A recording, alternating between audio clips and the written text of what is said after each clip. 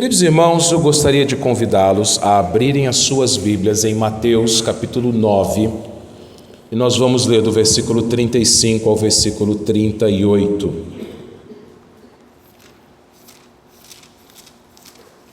Mateus 9, 35 a 38.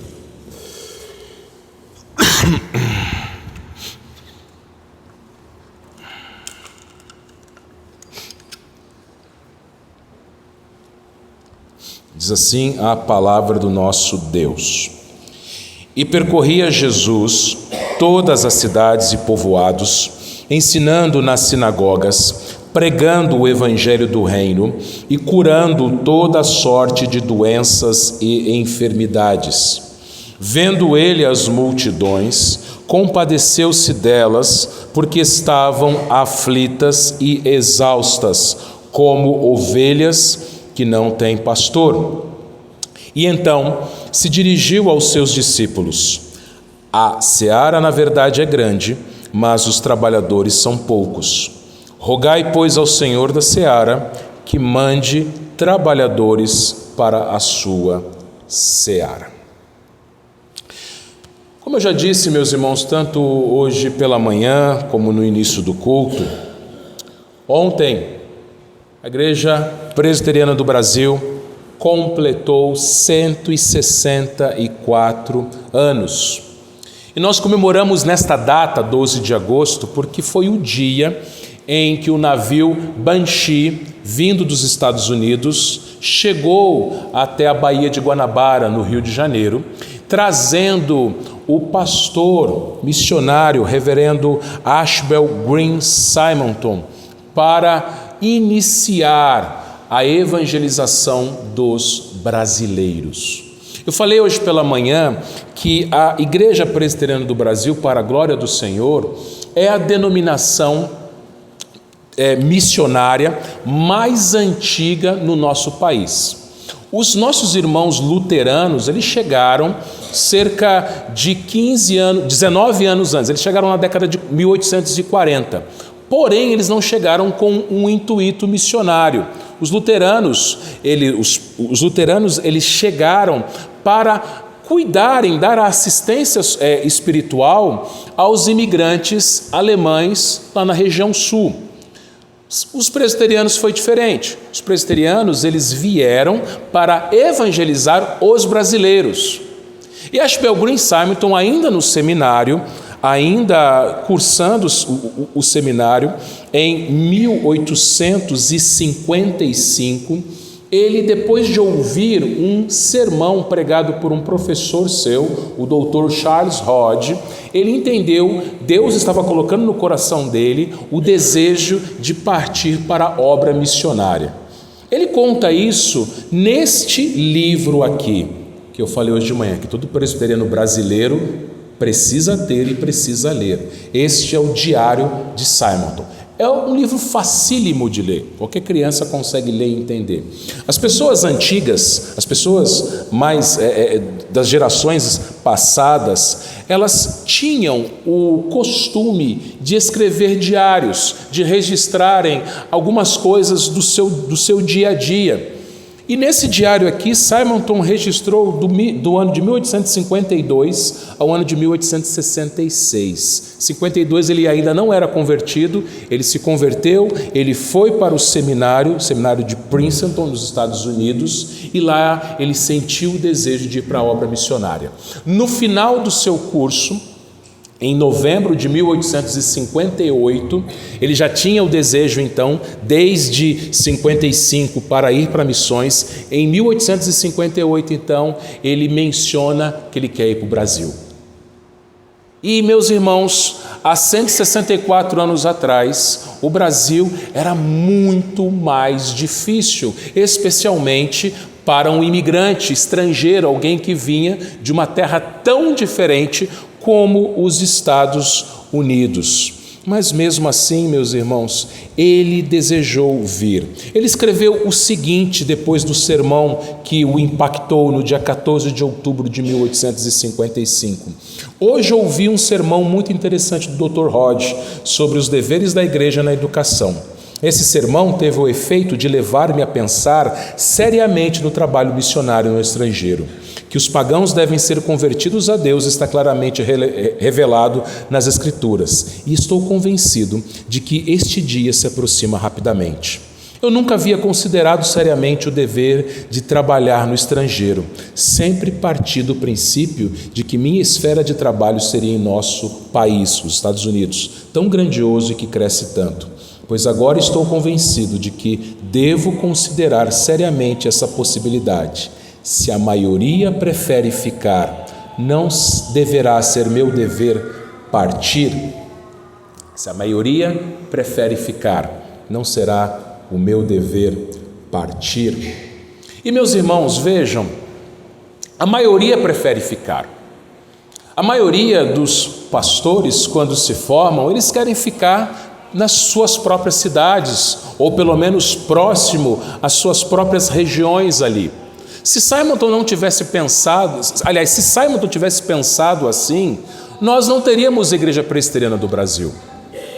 Deus poderia ter levantado outro, é verdade, mas alguém deveria pensar, se a maioria prefere ficar, não é meu dever sair, partir? Aliás, vocês nem teriam o pastor de vocês, que saiu da sua cidade, está tão longe da sua cidade natal, mas veio enviado pelo Senhor para pregar numa cidade distante da sua cidade natal. E vejam, meus irmãos, o dever de pregar o Evangelho não foi dado por Deus apenas a missionários e pastores. Todo crente é chamado por Deus para testemunhar, para ser uma testemunha do Evangelho, para falar de Jesus, para fazer discípulos entre as pessoas que você conhece. E o que é evangelizar? Evangelizar é muito simples. Evangelizar é você chegar para outra pessoa e dizer para ela quem você era antes de conhecer a Cristo, o que Cristo fez por você e quem você é agora, depois que conheceu a Cristo.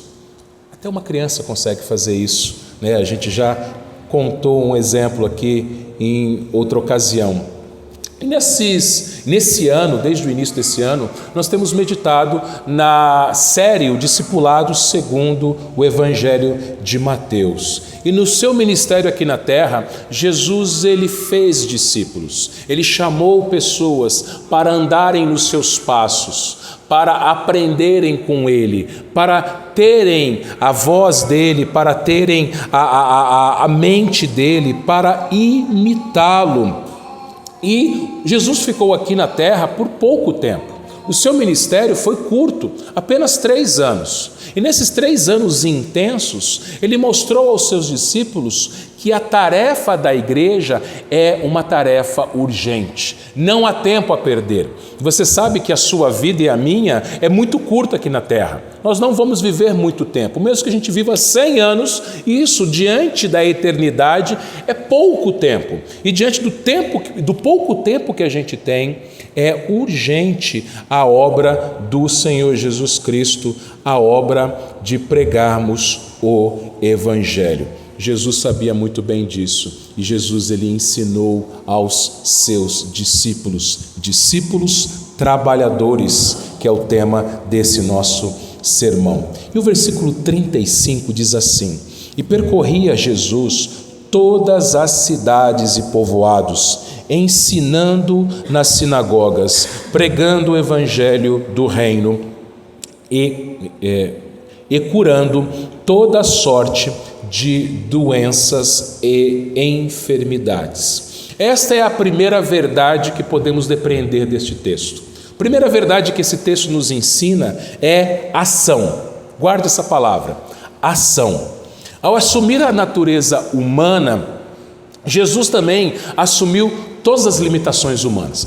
Lembre-se, Jesus é Deus. E como Deus, ele é onipresente, ele pode estar em todos os lugares. Mas, quando ele assumiu a forma humana, ele passou a assumir também a limitação humana de estar apenas em um lugar de cada vez. Então, Jesus, quando esteve na terra, ele não era onipresente. Ele precisava percorrer, viajar. É o que nós acabamos de ler aqui, né?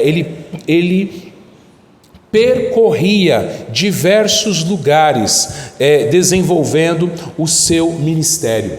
É interessante, meus irmãos, que Jesus ele não se restringiu apenas à cidade que ele morava. Jesus morava nessa época aqui em Cafarnaum. Só que Jesus não ficou pregando, ensinando, curando apenas em Cafarnaum, nem apenas na Galiléia, a região norte de Israel, onde ele morava. Mas o texto bíblico nos diz, meus irmãos, que Jesus ele percorria todas as cidades e povoados. Jesus ele não foi apenas em grandes cidades. Jesus não ficou apenas na zona urbana, mas Jesus também ele se preocupou em levar o ensino bíblico, levar a cura, levar a pregação do evangelho, ele mesmo ir a todos os lugares. Não importam se serão lugares grandes ou pequenos, serão lugares cheios de gente ou com pouca gente, serão lugares mais desenvolvidos ou lugares menos desenvolvidos. Todos precisam de Jesus.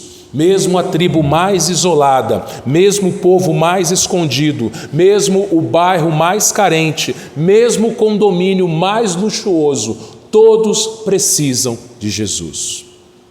E graças a Deus, Deus deu o privilégio para mim e para minha família termos algumas experiências diferentes nos nossos últimos anos. Eu comecei meu ministério na minha cidade natal, Mogi das Cruzes, 60 quilômetros de São Paulo. E ali, uma cidade relativamente grande, está batendo já quase nos 500 mil habitantes, eu pude ali trabalhar tanto na igreja na cidade, como uma congregação na zona rural. Depois eu fui para uma outra cidade, Campos do Jordão, uma cidade fria.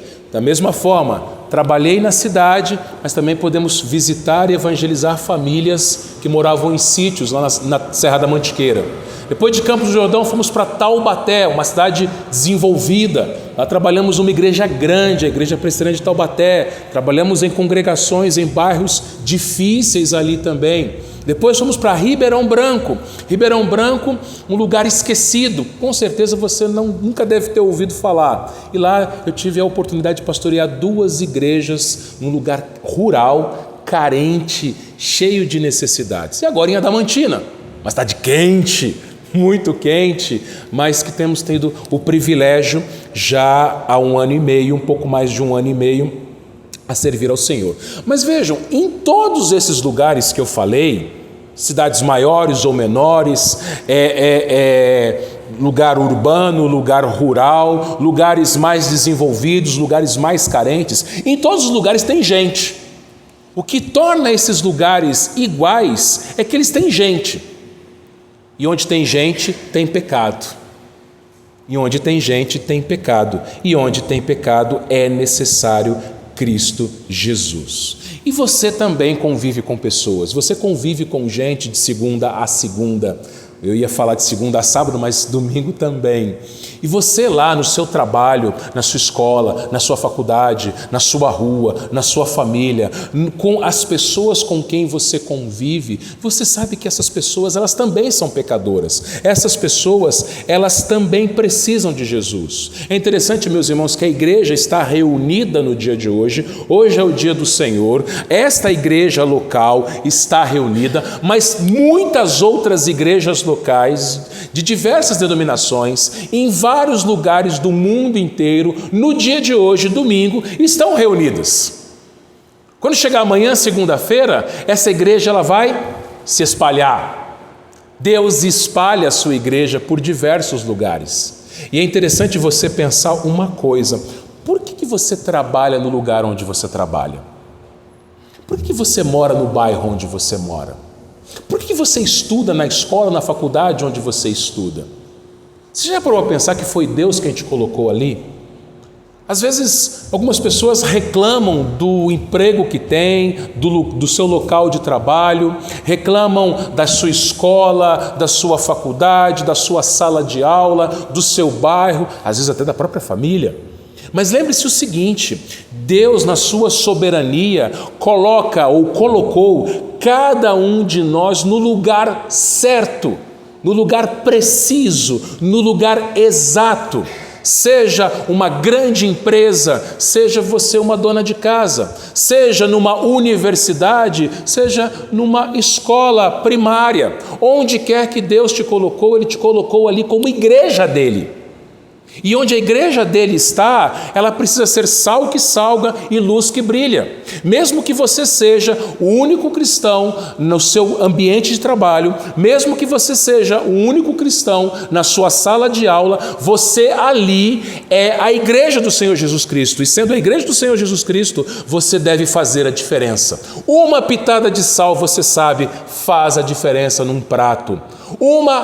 A chama de uma única vela, ela já ilumina no meio da escuridão. Mesmo que você esteja ali, sendo a única pessoa cristã, você deve fazer a diferença.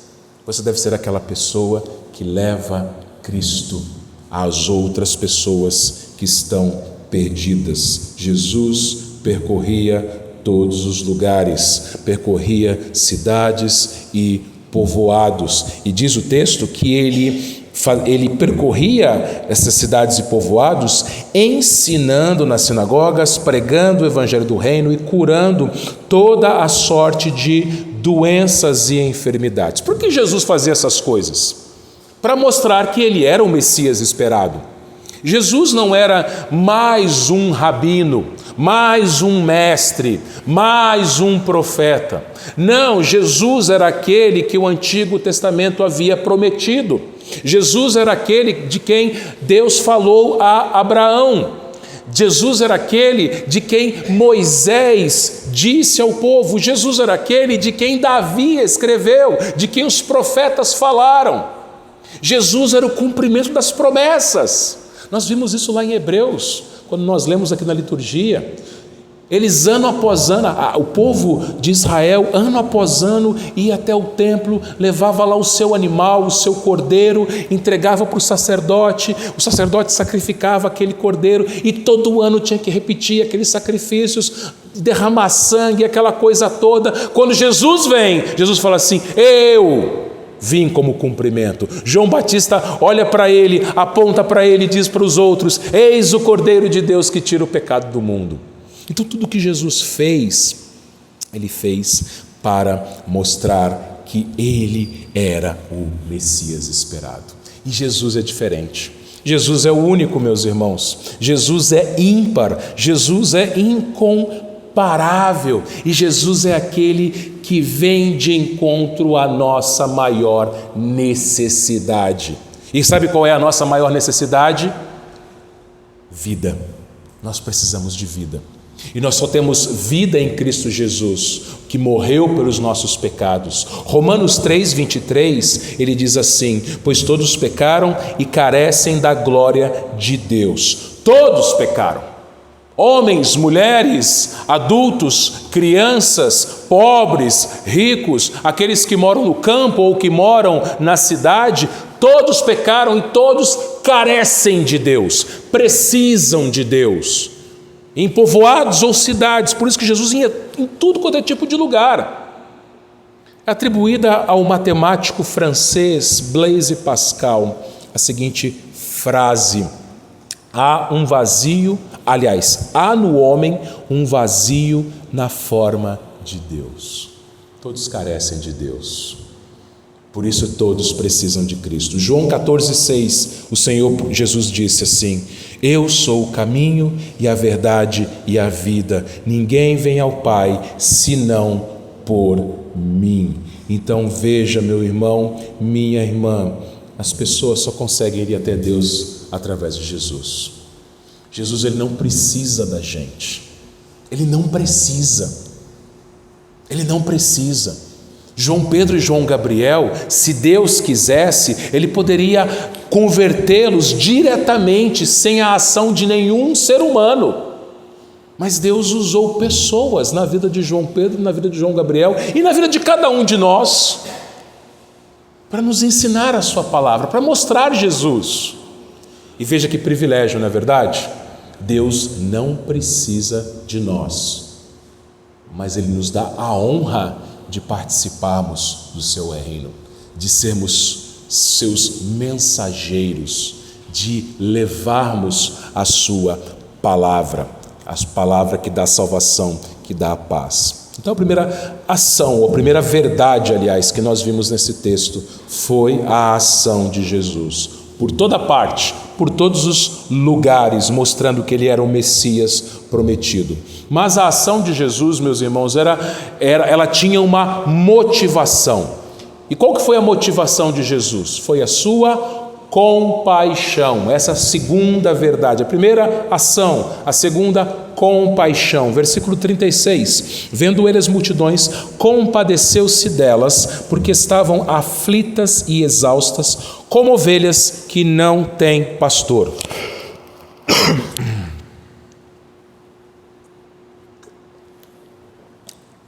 Vendo Jesus as multidões, ele compadeceu-se delas. Essa palavra aqui, que você tem na sua Bíblia, esse verbo compadeceu-se, ele é muito interessante na língua original, a língua grega. Na língua grega, essa palavra, ela deriva de uma outra palavra que nós traduzimos por intestino. O que compaixão tem a ver com intestino? O que tem a ver compaixão com intestino? Bom, pode parecer estranho para nós, mas o que é compaixão? Compaixão, essa palavra aqui na língua grega, ela aponta para uma dor intensa que vem lá de dentro. Você já teve dor de barriga, uma dor forte, intestinal? A compaixão é isso. Compaixão é quando você olha o outro sofrendo, vê o outro sofrendo e você sofre junto. E aquilo dói lá dentro de você.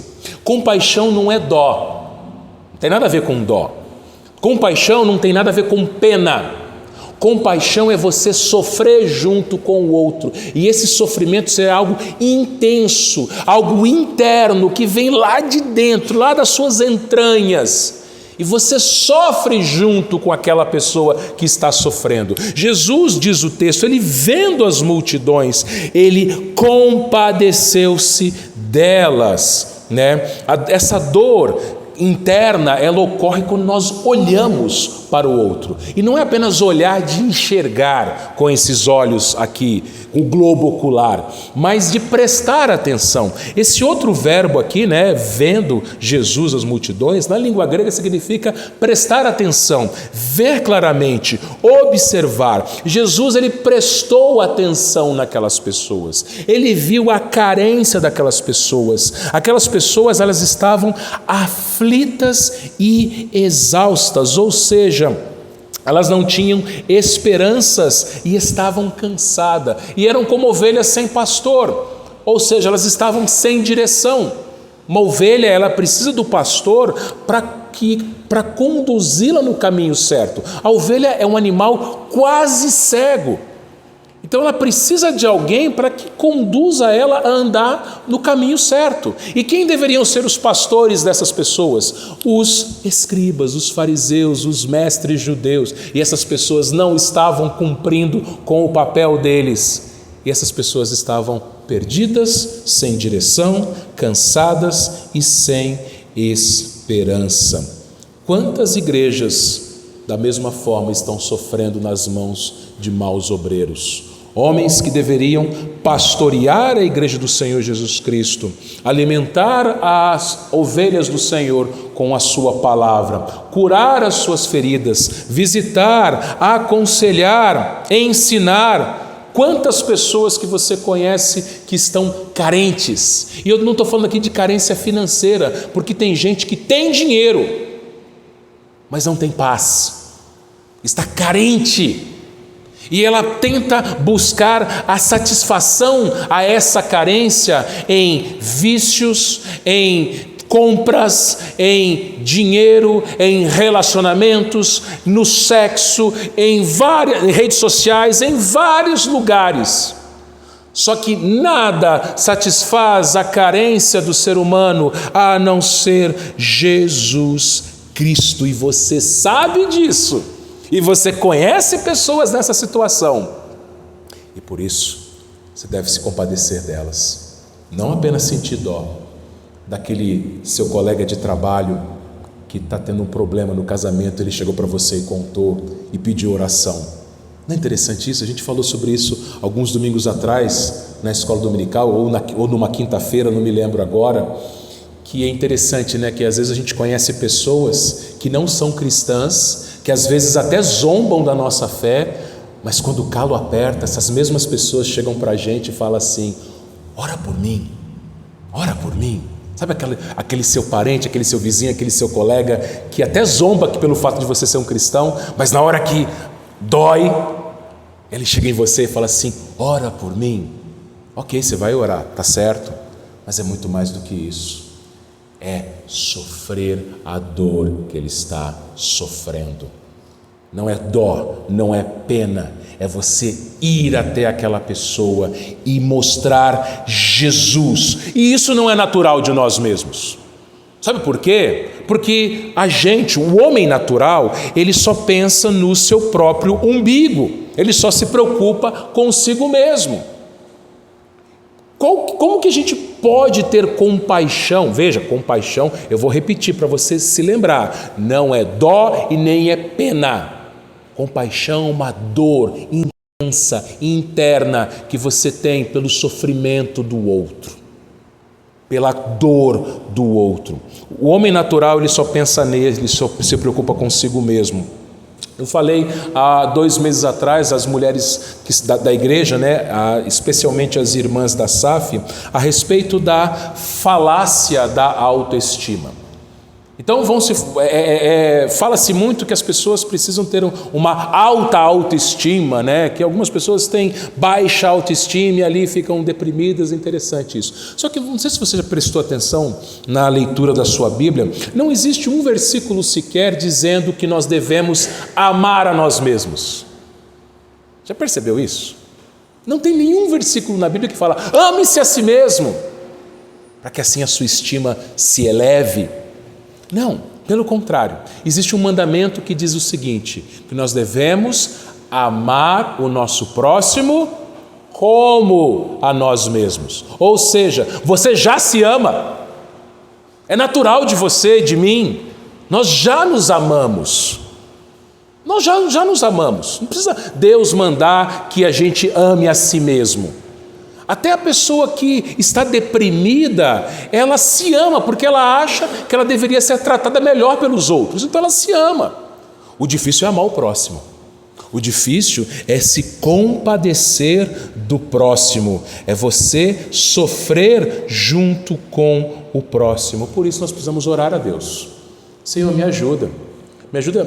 ajuda a parar de ser egoísta, a parar de só pensar em mim, a parar de pensar apenas no meu conforto, a parar de pensar apenas nas minhas necessidades e olhar para aquela pessoa que está sofrendo e ir lá e chorar com ela e dar o ombro para ela chorar e aconselhá-la e falar que existe a solução, o caminho, a verdade, a vida, que é Jesus.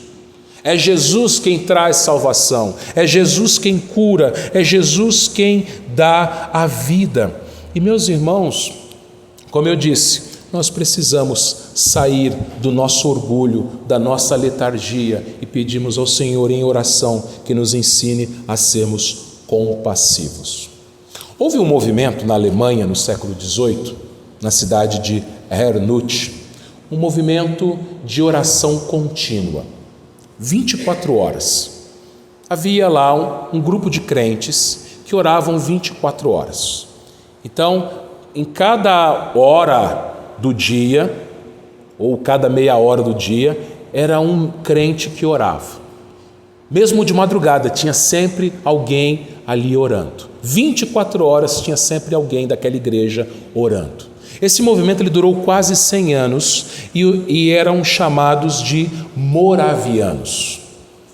E aconteceu que 2 jovens moravianos, eles ficaram sabendo que um ímpio, né, britânico, ele tomou uma ilha perto da Índia. Ele escravizou mais de 2.000 pessoas na África, levou essas pessoas para essa ilha, e essas pessoas elas iam ficar ali trabalhando como escravas para o resto de suas vidas. Esses 2 jovens moravianos na Alemanha, quando ficaram sabendo disso, eles falaram o seguinte: essas pessoas vão morrer sem Cristo.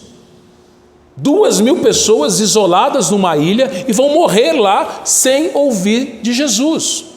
Esses 2 jovens então, eles entraram em contato com o dono da ilha e perguntaram se eles poderiam ir até lá para pregar o evangelho como missionários. E a resposta desse homem foi a seguinte: nenhum pregador e nenhum clérigo chegará a essa ilha para falar sobre esta coisa sem sentido.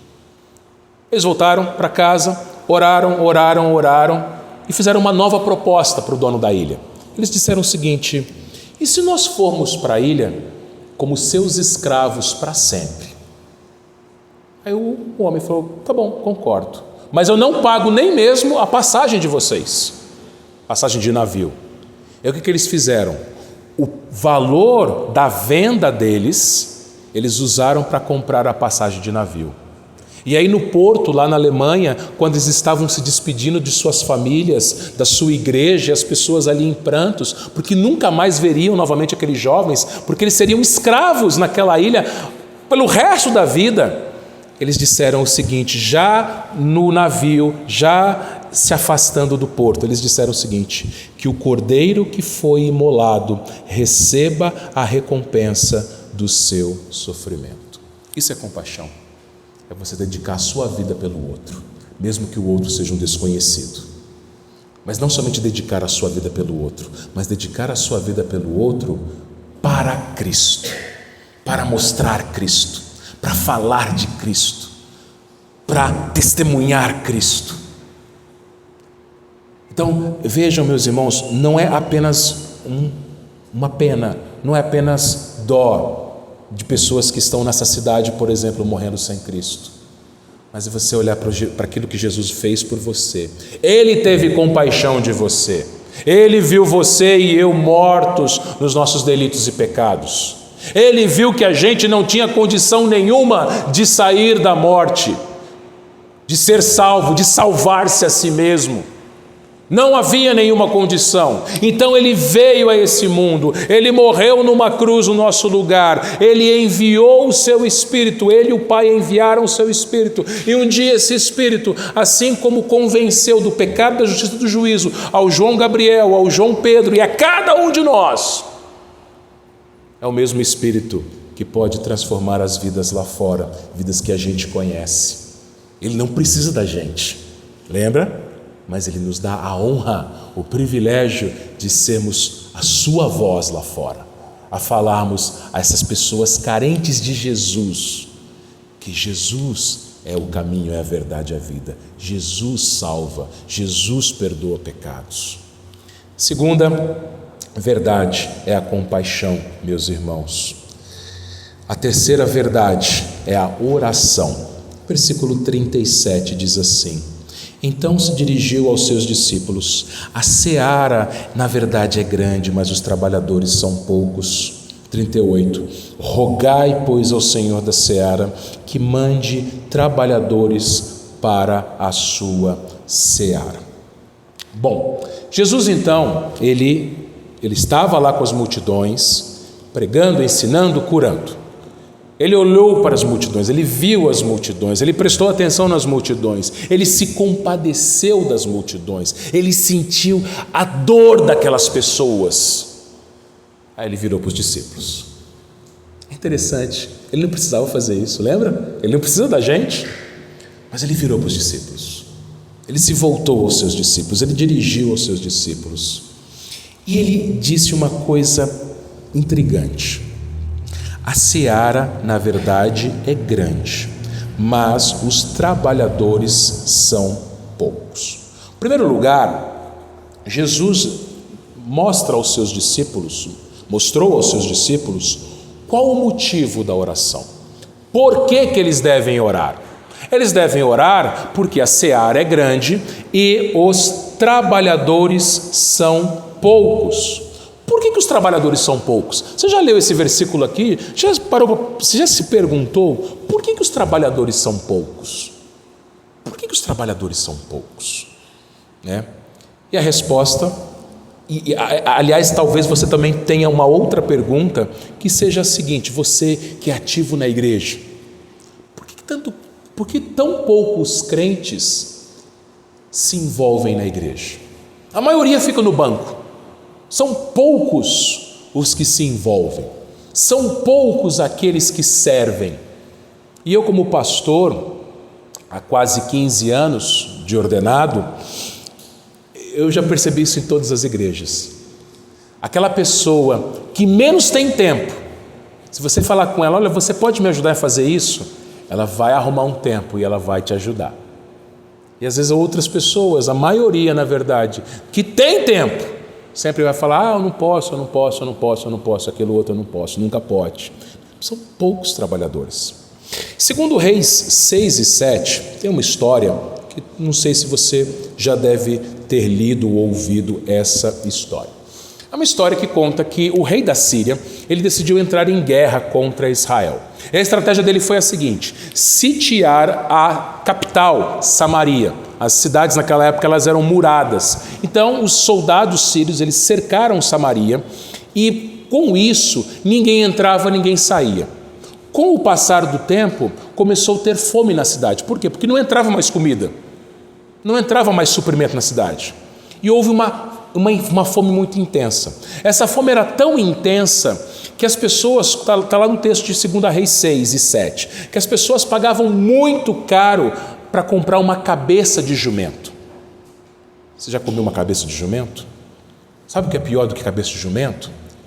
Esterco de pombo. Elas compravam esterco de pombo para comer. Está lá em 2 Reis 6 e 7. Depois você lê na sua casa. A fome em Israel chegou a um ponto tão forte que uma mãe matou o seu filho, cozinhou ele e comeu. Do lado de fora da cidade haviam 4 leprosos. Os leprosos eles não viviam na cidade. Por causa da sua doença, eles eram considerados imundos e eles tinham que viver fora da cidade, isolados, geralmente em cavernas. E os leprosos também estavam com fome. E eles falaram o seguinte: se a gente ficar aqui sentado, nós vamos morrer de fome. Se nós entrarmos na cidade não tem comida, vamos morrer de fome também.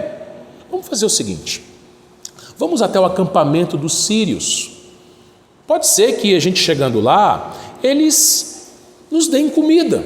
Agora, se eles matarem a gente, não tem problema, a gente ia morrer de fome mesmo. E eles foram para o acampamento dos sírios. Quando eles chegaram lá no acampamento dos sírios, eles tiveram uma surpresa. O acampamento estava lá, tudo armado, tinham mesas, tinha comida em cima da mesa, tinha ouro, tinha prata, tinham vestes, mas não tinha ninguém. O que aconteceu? Deus mandou um som, um barulho muito forte de um grande exército. E os sírios ouviram esse barulho, ficaram com medo e fugiram.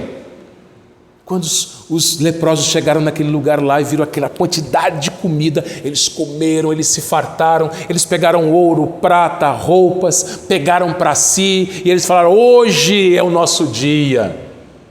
Só que eles caíram em si, graças a Deus. E eles disseram o seguinte, 2 Reis 7, 9 e 10. Então disseram uns para os outros: não fazemos bem. Este dia é dia de boas novas, e nós nos calamos. Se esperamos até a luz da manhã, seremos tidos por culpados. Agora, pois, vamos e o anunciemos à casa do rei. Vieram, pois, e bradaram aos porteiros da cidade, e lhes anunciaram, dizendo: fomos ao arraial dos sírios, e eis que lá não havia ninguém, voz de ninguém, mas somente cavalos e jumentos atados, e as tendas como estavam. Sabe por que os trabalhadores são poucos, meus irmãos? Porque porque a maioria dos cristãos está mais preocupada com a própria vida, indiferente daqueles que estão morrendo sem Cristo. Enquanto os leprosos ficaram olhando para o seu próprio umbigo, comendo, bebendo, pegando ouro, prata, as pessoas estavam lá em Samaria morrendo. Muitos cristãos estão fazendo a mesma coisa, a maioria dos cristãos faz a mesma coisa, preocupa-se apenas com o seu próprio conforto, com a sua própria alimentação, com os seus próprios bens, com a sua própria família, consigo mesmo. E os que estão morrendo sem Cristo? Alguém vai lá, eu não vou não, alguém vai lá. Por isso que os trabalhadores são poucos. Por isso que nós precisamos, meus irmãos, parar de olhar para o nosso próprio umbigo e seguir aquilo que Jesus fala. A seara é grande. A Adamantina tem mais de 34 mil almas. Bastante gente, né? Mais de 34 mil pessoas. E a maioria desse povo não tem esperança.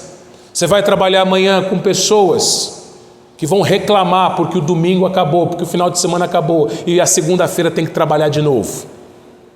Você vai trabalhar com pessoas endividadas, pessoas com problema no casamento, problema com filhos, pessoas que talvez você nem faça ideia, estão com pensamentos de tirar a própria vida.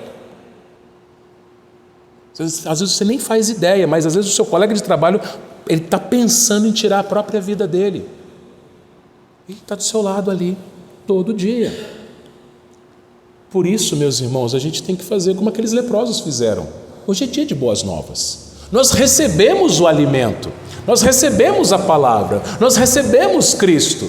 Então a gente não pode guardar isso para nós. A gente tem que compartilhar isso com as pessoas. A nossa região, Alta Paulista, 20 municípios e somente 5 municípios da Alta Paulista possuem Igreja Presbiteriana do Brasil: Marília, Tupã, Dracena, Panorama e Adamantina. 15 municípios da Alta Paulista não têm um trabalho presbiteriano sequer. Brasil, 203 milhões de pessoas. Mundo, mais de 8 bilhões de pessoas. E eu vou te dar ainda mais 2 dados. Primeiro, existem 1.600 línguas sem nenhum versículo bíblico traduzido. Você tem orado? A gente falou sobre isso lá no começo do nosso estudo da Confissão de Fé na Escola Dominical. Você tem orado pedindo assim: Senhor, levanta tradutores, levanta jovens para traduzirem a Bíblia para outras línguas. E um último dado: em Portugal, nós falamos a mesma língua que eles. Você sabia que em Portugal apenas 0,4% da população é evangélica? Nem 1% dos portugueses são evangélicos. E aí você não precisa nem aprender uma nova língua. Se Deus te chamar para missões, você pode ir com o seu português e fazer missões no meio deles e mostrar Jesus para eles. Atos 1:8 diz: mas recebereis poder ao descer sobre vós o Espírito Santo, e sereis minhas testemunhas, tanto em Jerusalém como em toda a Judéia e Samaria, até aos confins da terra. Por isso, meus irmãos, nós precisamos orar. Jesus, ele disse assim no versículo 38, rogai. O que é rogar? Rogar é implorar, é suplicar. Não é apenas uma oração. Senhor, eu oro pelos missionários. Mas é você e eu dobrarmos nossos joelhos na nossa casa, na igreja, e implorar: Senhor, manda trabalhadores para a seara. Só que quando você começar a orar dessa forma, você deve estar disposto a ser o trabalhador, disposto a ser a resposta de oração. Porque lá onde você trabalha, lá onde você estuda, lá onde você foi colocado por Deus, você tem uma seara. Você tem pessoas que precisam ouvir de Jesus. E Ele ouve a nossa oração. Mateus 7,7 diz: pedi, dar-se-vos-á, buscai e achareis, batei e abrir-se-vos-á. Lucas 18, Jesus conta uma parábola para ilustrar o dever de orar sem esmorecer. Ou seja, nós devemos orar para que mais pessoas conheçam a Jesus sempre. E Colossenses 4,2, o último versículo, diz assim: perseverai na oração, vigiando com ações de graças. Meus irmãos, nós oramos pouco. E eu vejo isso aqui na igreja, às quintas-feiras. Quintas-feiras nós estudamos os Salmos e nós nos reunimos para orar. E você que vem quinta-feira, você vai concordar comigo. Pouca gente, né? Nas outras igrejas, reunião de oração, pouca gente. Nossos irmãos que estão aí de outra igreja sabem disso, pouca gente. Reunião de oração não vem muita gente, nós oramos pouco. Nós precisamos orar, meus irmãos. Nós precisamos pedir ao Senhor que mande trabalhadores para a sua seara. Precisamos orar pedindo perdão a Deus e nos colocando à disposição, falando assim: Senhor, eis-me aqui. O Senhor me colocou nessa empresa, nesse escritório, nesse comércio, nessa escola, nessa faculdade, nesta família, neste bairro. Senhor, eu convivo com pessoas durante a semana, eu tenho clientes, eu tenho fornecedores, eu tenho vizinhos, eu tenho colegas, eu tenho um chefe, tenho subordinados, pessoas que eu converso toda semana, a caixa do mercado, o frentista do posto. Fale para essas pessoas, não deixe, entregue um folheto, entregue uma Bíblia, não perca a oportunidade de participar da seara, de trabalhar para o Senhor. Vamos orar.